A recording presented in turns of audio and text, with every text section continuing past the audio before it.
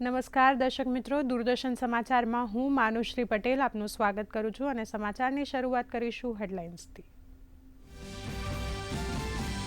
કેન્દ્રીય ગૃહમંત્રી અમિત શાહ આજે અમદાવાદની મુલાકાતે ઓક્સિજન પાર્ક અને સ્વિમિંગ પુલ સહિત 1000 કરોડના વિવિધ વિકાસલક્ષી કાર્યોનું કર્યું લોકાર્પણ અને ખાતમુહૂર્ત તેમજ મિશન મિલિયન શ્રી અંતર્ગત કરાયું વૃક્ષારોપણ।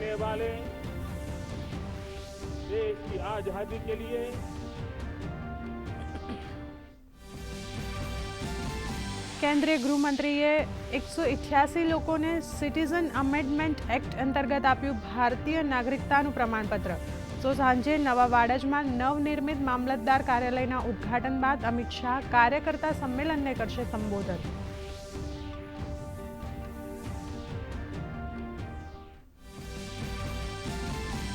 કેન્દ્રીય મંત્રી મનસુખ માંડવિયાએ અમરેલીના ખજૂરી ગામે 30 કરોડ લીટર પાણીના સંગ્રહ ક્ષમતા ધરાવતા તળાવનું કર્યું લોકાર્પણ। જળ સંચય અને પ્રકૃતિના રક્ષણ માટે ગ્રામજનોએ લીધો 5000 વૃક્ષ વાવવાનો પ્રેરણાદાયી સંકલ્પ। કેન્દ્રીય મંત્રીએ ગ્રામજનોને પ્રાકૃતિક ખેતી અપનાવવા કર્યો અનુરોધ। દુષ્કર્મ અને હત્યાના કેસ મામલે ટીએમસીમાં રેલાયા બળવાખોરીના સૂર। મમતા સરકારના ટીએમસી સાંસદ શુભેન્દુ શેખર રાયે મુખ્યમંત્રી પાસે માંગ્યો જવાબ। બીજી તરફ બીજેપી નેતા શુભેન્દુ અધિકારીએ મમતા સરકાર પર પુરાવા નષ્ટ કરવાના લગાવ્યા ગંભીર આરોપ। સોશિયલ મીડિયામાંથી કોલકાતા પીડિતાનું નામ અને તસવીર હટાવવાની માંગને લઈ સુપ્રીમ કોર્ટમાં અરજી દાખલ। કેન્દ્ર અને બંગાળ સરકાર સહિત સોશિયલ મીડિયાના મોટા પ્લેટફોર્મને બનાવાયા પક્ષકાર। અરજી ઉપર 20 ઓગસ્ટે થશે સુનાવણી।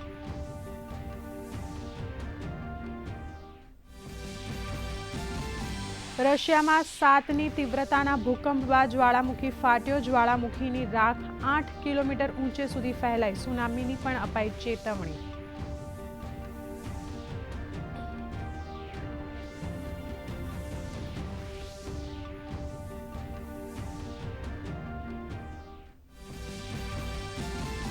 નેપાળના વિદેશ મંત્રી આરજુ રાણા દેવબા આજથી 5 દિવસીય ભારતના પ્રવાસે। પ્રવાસ દરમિયાન વિદેશ મંત્રી દેવબા તેમના સમકક્ષ સાથે દ્વિપક્ષીય સંબંધોને મજબૂત કરવા કરશે ચર્ચા।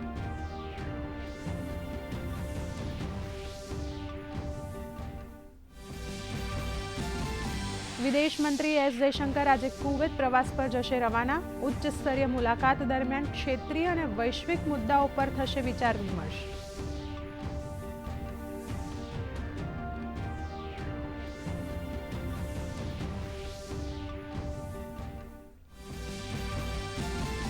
સિનસિનાટી ઓપન ટેનિસ ટુર્નામેન્ટના સેમીફાઇનલમાં પહોંચ્યા જેનિક સિનર, જેવરેવ અને ફ્રાન્સિસ ટિયાફો। તો મહિલા વર્ગમાં જેસિકા પેગુલાએ બનાવી અંતિમ 4માં જગ્યા।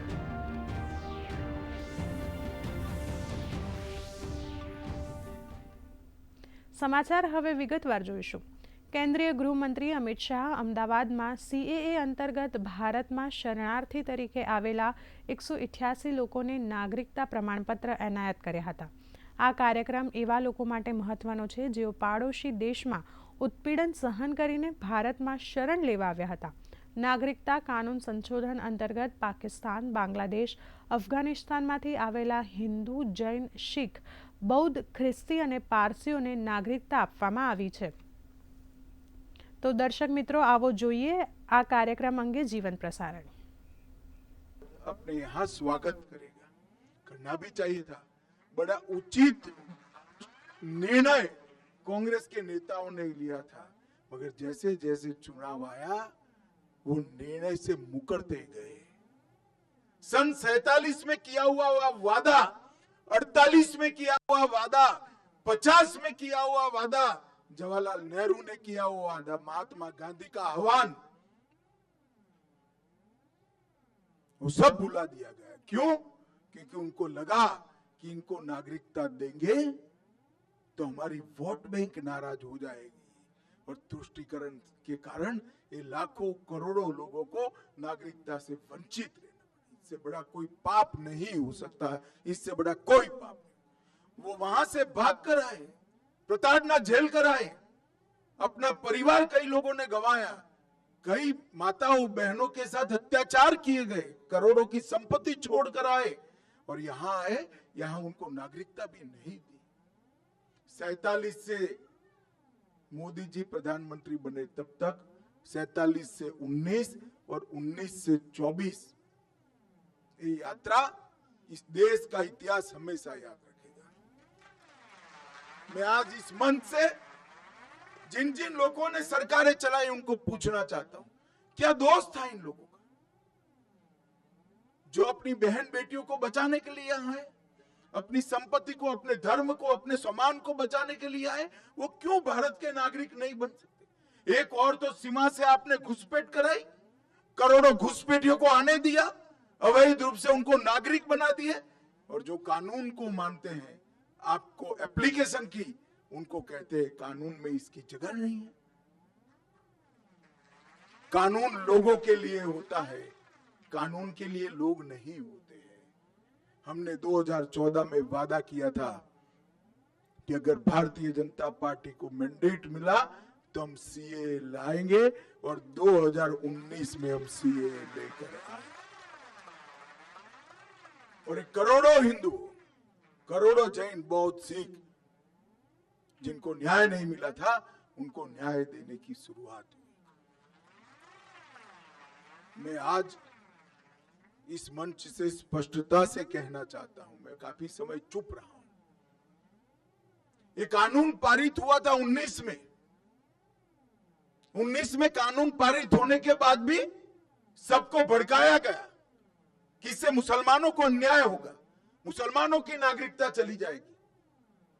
मैं आज फिर से स्पष्ट करना चाहता हूं मेरे मुस्लिम भाइयों बहनों के लिए, ये कानून में किसी की नागरिकता लेने की कोई प्रोविजन नहीं है। ये कानून नागरिकता देने का कानून है। अभी हमने दी, इनके चेहरे देखिए, हमारे ही देश के लोग हमारे ही देश में निराश्रित बनकर रह गए। इससे बड़ा दुर्भाग्य और विडंबना क्या हो सकती है? इतने सालों तक ये तुष्टीकरण की नीति के कारण ये नहीं हो पाया था। नरेंद्र मोदी जी ने 19 में कानून लाने का फैसला दिया और मुझे संसद में वो कानून को पारित करने के लिए रखने का सौभाग्य। 19 में कानून पारित होते हुए भी आज 188 परिवार यहाँ खुशहाल खड़े हैं। क्यों नहीं मिला भाई 19 से 24 आपको? देश में दंगे कराए गए, अल्पसंख्यकों को भड़काया गया। और मैं आज स्पष्टता के साथ कहना चाहता हूं, ये अफवाहें फैलाई गई थी सीए की कानून से किसी की नागरिकता नहीं जाती। हिंदू, बौद्ध, सिख, जैन जो शरणार्थी मेरे भाई बहन आए हैं, उनको नागरिकता और सम्मान देने का कार्यक्रम है, अधिकार। और आज भी कुछ राज्य सरकारें हैं जो लोगों को गुमराह कर रही। मैं आज मंच से देश भर के शरणार्थी भाइयों को कहता हूं कि आप बेझिझक एप्लीकेशन करिए, नागरिकता प्राप्त करिए, आराम से करिए। इससे पास्ट में अगर आपकी नौकरी है तो वो चालू रहेगी, आपका मकान है वो आपके नाम पर ही रहेगा, आपके सारे काम जो है वो रिट्रोस्पेक्टिव इफेक्ट से सुधारने की। इसमें कोई क्रिमिनल केस का प्रोविजन नहीं, सबको पार्डन दिया गया है। और पार्डन इसलिए लिया है कि सरकार के कारण ये देरी हुई, आपके कारण नहीं हुई। मैंने अभी बहन को पूछा कब आई आप, तो 95 में आई। 95 से अब तक किसने देरी की? वो तो तुरंत चाहती थी मैं भारत की नागरिक बनूं, मगर किसने नहीं बनने दिया? सरकार ने कहा। इसीलिए सिटीजनशिप अमेंडमेंट एक्ट लाना पड़ा। और आज मुझे बड़ा दिल में बहुत संतोष है कि मेरे ही राज्य में आज 188 परिवार मां भारती के परिवार बनकर, हमारे भाई बहन बनकर, हमारे साथ सम्मान के साथ। और मैं आज अपील करना चाहता हूं देश भर के शरणार्थी भाइयों बहनों को, कोई भी गुमराह करे, कोई भी पार्टी करे, मैं पार्टियों का नाम नहीं लेना चाहता, मगर आप मत मानिएगा। ये कानून आपको न्याय देने के लिए है। आपके साथ जो अत्याचार हुए हैं इसकी क्षमा के साथ परिमार्जन के लिए आपको सम्मान देने का कानून। जो विभाजन की विभीषिका को झेले हैं और बाद में भी जो वहां रहे, आज हमें पूछते थे संसद में मुझे विपक्ष के मित्र, क्यों ये कानून, क्यों ऐसा। मैं आज उनको कहना चाहता हूं, जब विभाजन हुआ तब बांग्लादेश में 27% हिंदू था, 27%, आज 9% है। कहां गया? जबरन धर्म परिवर्तन कराया गया है। 27% हिंदू था, या तो वो यहां आए, शरण में आए, या धर्म परिवर्तन कर। क्या उनको अपनी इच्छा के अनुसार अपने धर्म में जीने का अधिकार नहीं है क्या? अगर पड़ोस के देश में अपने सम्मान के साथ जी नहीं सकते, हमारी शरण लेकर आते हैं, तो हम क्या करेंगे? हम मूक दर्शक बनकर बैठ नहीं सकते। ये नरेंद्र मोदी सरकार है, आपको न्याय मिलेगा और जरूर। और सालों से इस शरणार्थियों की मांग थी। 19 में मोदी जी ने अपनी दृढ़ राजनीतिक इच्छा शक्ति के कारण एक फैसला लिया, कानून पारित हुआ, आंदोलन हुए, कुछ जगह पे हिंसक घटनाएं भी हुई।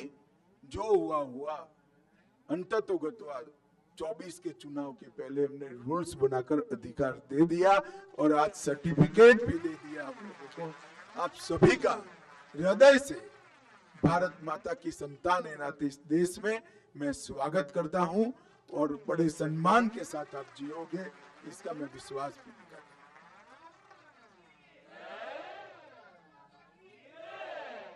मित्रों, नरेंद्र मोदी जी जब भारतीय जनता पार्टी ने उनको देश के प्रधानमंत्री पद के उम्मीदवार के रूप में नामित किया, तब मोदी जी ने इस देश की जनता को कहा था कि इस देश का लोकतंत्र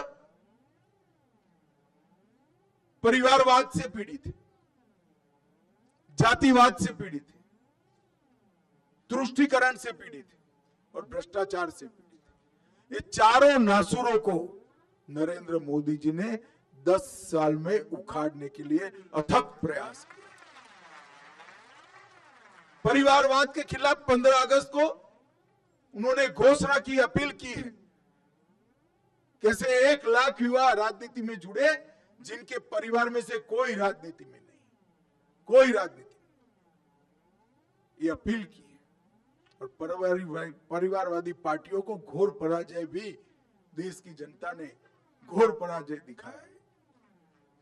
भ्रष्टाचार के खिलाफ भी जंग किया, जातिवाद के खिलाफ भी किया। उन्होंने जातिवाद के नासूर को समाप्त करने के लिए 4 जातियां घोषित की, एक गरीब, एक महिला, एक युवा और एक किसान। ये 4 जातियों में ही पूरा देश बटा हुआ है और ये 4 जातियों को एक नए प्रकार की राजनीतिक फिलसफी उन्होंने देश के सामने रखी और उन्होंने तुष्टीकरण की राजनीति को भी तिलांजलि दे दी। इस देश के कई मसले ऐसे अटके पड़े थे। राम मंदिर का मसला अटका था 550 साल से। आज भव्य राम मंदिर अयोध्या में बनाने का काम पूरा है। औरंगजेब ने तोड़ा हुआ काशी विश्वनाथ का मंदिर फिर से बन गया। मोहम्मद बेगड़ा ने तोड़ा हुआ हमारा पावागढ़ के शक्तिपीठ का भी पुनरुद्धार। इस देश में ट्रिपल तलाक को समाप्त करने का काम भी नरेंद्र मोदी जी ने किया। आतंक की फैक्ट्री जिस सोच के कारण जन्मित थी, जिस सोच के कारण चलती थी, वो सोच को पोषण करने वाला धारा 370 नरेंद्र मोदी जी ने नाबूद कर दिया और करोड़ों हिंदू, सिख, बौद्ध, जैन भाइयों को जो अन्याय करने वाला, उनका अधिकार से वंचित रखने वाला कानून का संशोधन अटका था, वो सीएए का संशोधन भी नरेंद्र मोदी जी ने लाकर देश के अंदर एक न्याय का वादा।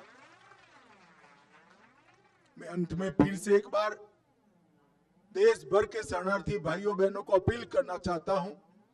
ये इंडिया अलायंस से कांग्रेस और उनके साथी गुमराह करेंगे, मत डरना।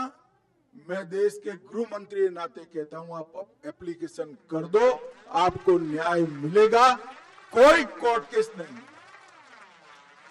और ये तो उदाहरण है, 188 परिवार, कोई कोर्ट केस नहीं हुआ, नागरिक भी बन गए, उनके बच्चे एमएलए भी बनेंगे, सांसद भी बनेंगे, आईएएस भी।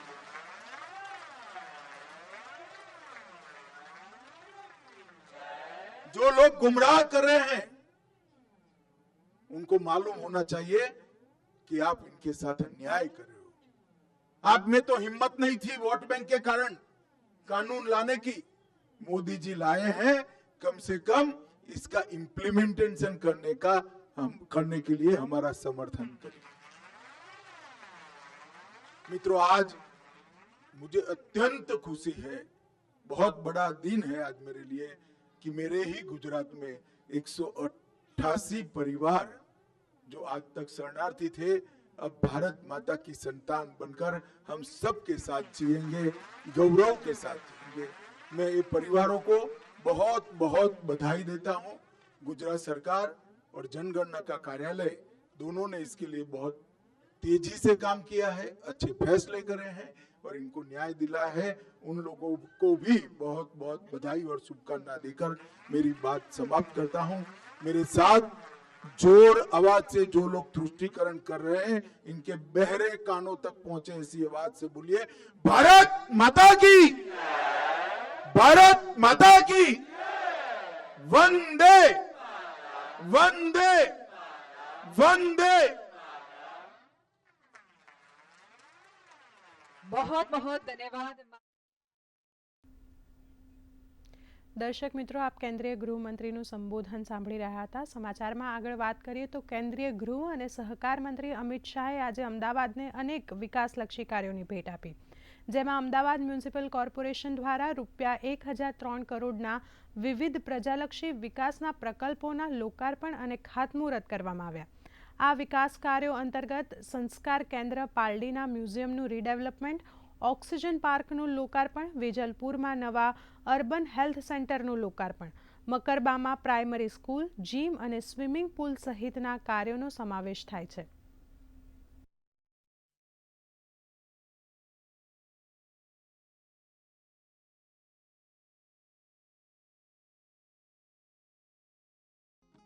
કે આજ અમદાવાદ શહેરમાં 1000 કરોડના કામો પૂરા કરી જનતા માટે ખુલ્લા મૂક્યા છે।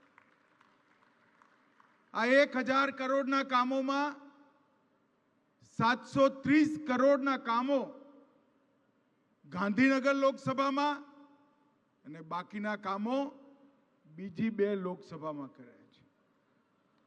હું છેલ્લા 5 વર્ષથી સંસદ સભ્ય તરીકે ચૂંટાયો, એક પણ વર્ષ એવું નથી જેમાં મ્યુનિસિપલ કોર્પોરેશન અને રાજ્ય સરકારે ગાંધીનગર મતક્ષેત્રમાં વર્ષના 5000 કરોડના વિકાસના કામો ના કર્યા। અને એના પરિણામે સમગ્ર દેશમાં અમદાવાદ શહેર અને ગાંધીનગર લોકસભા ક્ષેત્ર એ વિકાસના નયા રેકોર્ડો તોડી રહ્યું છે।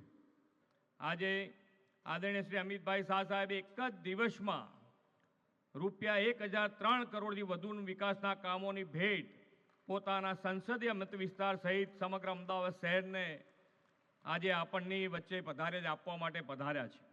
વડાપ્રધાનશ્રીએ 15મી ઓગસ્ટે પોતાના પ્રવચનમાં દેશના મધ્યમ વર્ગીય પરિવારને ક્વોલિટી ઓફ લાઈફ આપીને વિકસિત ભારતનું નિર્માણ કરવાની હાકલ કરી છે। શ્રી અમિતભાઈ શાહે આજે અમદાવાદના મધ્યમ વર્ગીય પરિવારો, સામાન્ય શહેરીજનોને ક્વોલિટી ઓફ લાઈફ આપતા વિકાસ કામોની ભેટ આપીને હાકલ ઝીલી લીધી છે। વિરામ બાદ આપનું સ્વાગત છે। કેન્દ્રીય ગૃહમંત્રી અમિત શાહે અમદાવાદમાં થલતેજ ખાતે નવનિર્મિત ઓક્સિજન પાર્કનું લોકાર્પણ કર્યું। આ ઓક્સિજન પાર્ક વિસ્તારના રહીશોને શુદ્ધ હવા પ્રદાન કરવાની સાથે સ્વાસ્થ્ય પ્રત્યે જાગૃત રહેવા પ્રેરિત કરશે।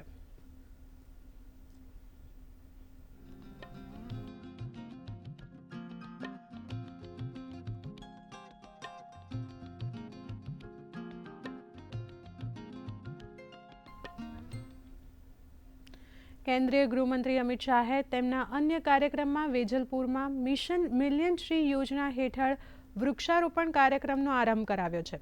આ કાર્યક્રમ હેઠળ આ વિસ્તારમાં આગામી સમયમાં વિશાળ પ્રમાણમાં રોપાઓનું વાવેતર કરવામાં આવશે.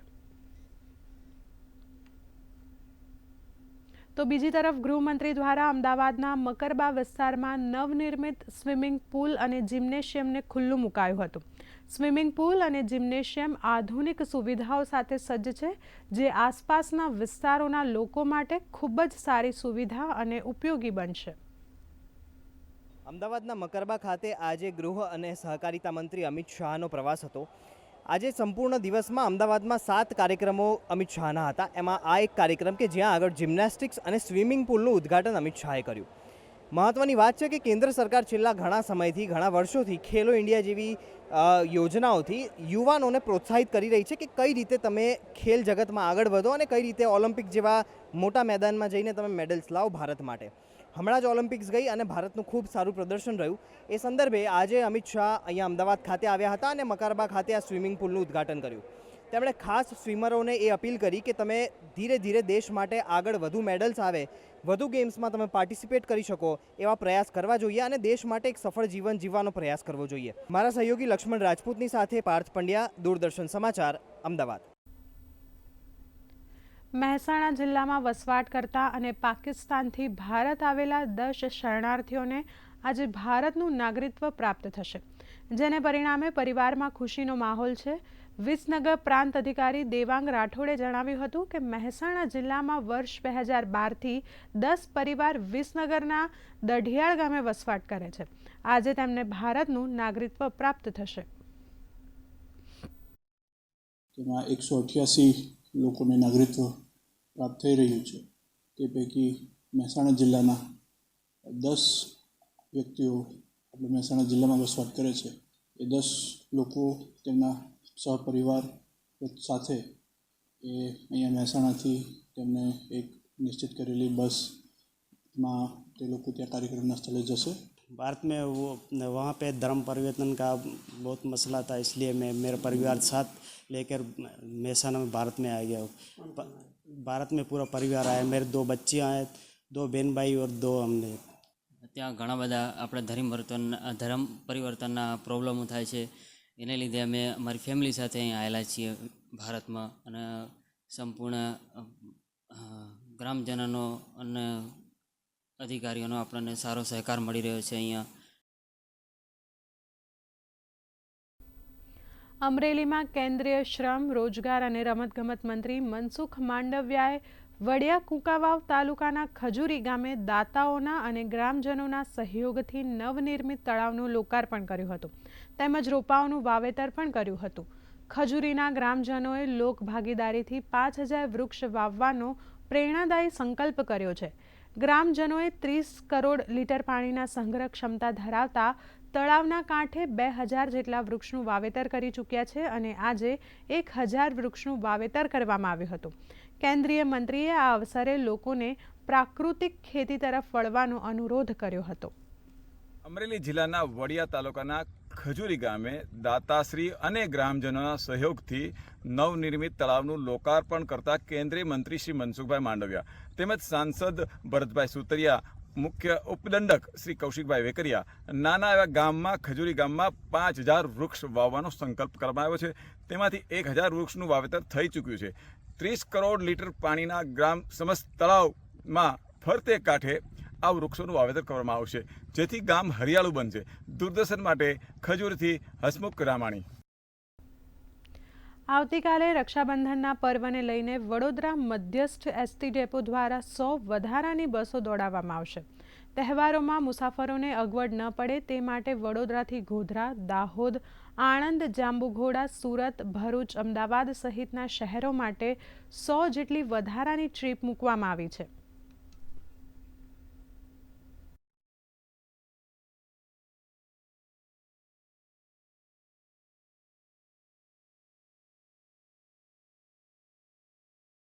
પબ્લિક કહું જે રક્ષાબંધનનો તહેવાર હોય બધા અપડાઉન કરતા જ હોય છે અને આ બાજુ દાહોદ જલોદ બાજુ આમ લેબર વર્ક હોય તો તેમને જવા માટે કોઈ પણ જાતની અડચણ ના પડે, કોઈ તકલીફ ના પડે એટલે એક્સ્ટ્રા સંચાલન અમે કરીએ છીએ અને જરા પણ તકલીફ ના પડે એ રીતના વ્યવસ્થિત રીતે એમને મુસાફરી કરવા માટે સગવડ કરી આપીએ છીએ.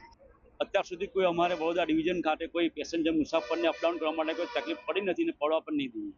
રક્ષાબંધનના પર્વ માટે અમદાવાદ જઈ રહ્યા છે. તંત્રએ બહુ સારી વ્યવસ્થા કરી છે બસોની. રક્ષાબંધન માટે અમદાવાદ જઈ રહ્યા છે અને ભીડ બહુ જ છે એટલે હવે બસો આવે છે ધીમે ધીમે. તંત્રએ સારી વ્યવસ્થા કરી છે બસમાં. લોકો પુનઃ પ્રાપ્ય ઉર્જાનો મહત્તમ ઉપયોગ કરે તે માટે સરકાર વિવિધ યોજનાઓ થકી સૌર ઉર્જા ઘર ઘર સુધી પહોંચાડવાના પ્રયાસ કરી રહ્યા છે. કેન્દ્ર સરકાર આ યોજના થકી લોકોને ઘર પર સોલાર સિસ્ટમ લગાવવા માટે ₹78,000 સુધીની સબસિડી આપી રહી છે. કેન્દ્ર સરકારની પ્રધાનમંત્રી સૂર્ય ઘર યોજના લોકો માટે આશીર્વાદ સમાન સાબિત થઈ છે. દાહોદ જિલ્લાના ગ્રામ્ય તથા શહેરી વિસ્તારના અનેક લોકો આ યોજનાનો લાભ લઈ પોતાના ઘરમાં સોલાર સિસ્ટમ લગાવી રહ્યા છે. રૂફટોપ પર સોલાર સિસ્ટમ લગાવ્યા બાદ લાઇટ બિલ શૂન્ય આવે છે અને જ્યારે સોલાર પ્લાન્ટમાંથી વધુ પ્રમાણમાં વીજળીનું ઉત્પાદન થાય ત્યારે યુનિટ દીઠ ₹2.25 વીજ કંપની દ્વારા ચૂકવવામાં આવે છે. હાલમાં ભારત સોલાર ઉર્જા ક્ષેત્રે ખૂબ જ પ્રગતિ કરી રહ્યું છે. ભારતમાં 31મી મે સુધીમાં કુલ 85.47 ગીગાવોટ સોલર સિસ્ટમ પ્રસ્થાપિત કરવામાં આવ્યા છે, જેમાં સમગ્ર દેશમાં કુલ 65% જેટલા સોલાર માત્ર ગુજરાત રાજ્યમાં જ પ્રસ્થાપિત કરવામાં આવ્યા છે. મારું જે જીબીનું બિલ આવતું હતું MGVCLનું એ આજે શૂન્ય છે, કારણ કે પહેલાં હું 7,000 રૂપિયાનું મારું બિલ આવતું હતું રેગ્યુલર, 7,000, 6,000 કે 8,000, એ આજે મારે શૂન્ય છે.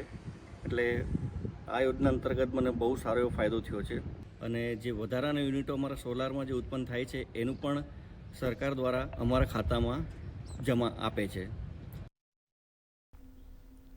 કોલકાતામાં મહિલા ડોક્ટરના દુષ્કર્મ અને હત્યાની ઘટનામાં હવે પોલીસે આરજીકર હોસ્પિટલની આસપાસ આગામી 7 દિવસ સુધી ધરણા અને પ્રદર્શન કરવા ઉપર રોક લગાવી છે. ભારતીય ન્યાય સુરક્ષા સંહિતા 2023ની ધારા 163 લાગુ કરવામાં આવી છે. આ કલમ પહેલાં 144 તરીકે લાગુ કરવામાં આવતી હતી. પોલીસે કહ્યું કે હવે અહીં કોઈ રેલી કે ધરણા થશે નહીં.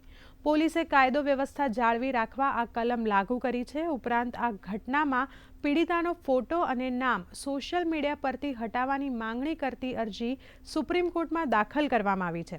આ અરજી અંગે 20 ઓગસ્ટના રોજ સુનાવણી થશે. આ ઉપરાંત સીબીઆઈ આરોપી સંજય રોય અને અન્ય લોકોનો સાયકોલોજીકલ ટેસ્ટ પણ કરશે.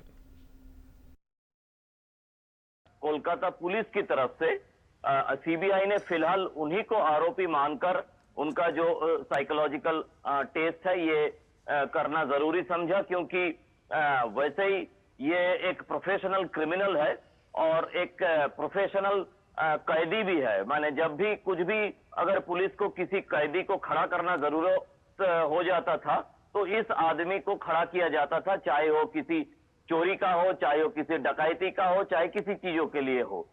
तो अब सीबीआई को ये समझना जरूरी है कि उसी तरह से इस संजय राय को एक प्रोफेशनल कैदी की तरफ हिसाब से एक आरोपी की नाम देकर इनको खड़ा किया है या नहीं किया है और इसके पीछे और कौन कौन लोग हैं. इसीलिए इस आदमी का साइकोलॉजिकल टेस्ट करना जरूरी है. ये इन्वेस्टिगेशन की पार्ट है. વિશ્વની નંબર 1 ટેનિસ ખેલાડી ઈગા સ્વાઇટેકે સિન્સિનાટી ઓપનની ક્વાર્ટર ફાઇનલમાં જગ્યા બનાવી લીધી છે.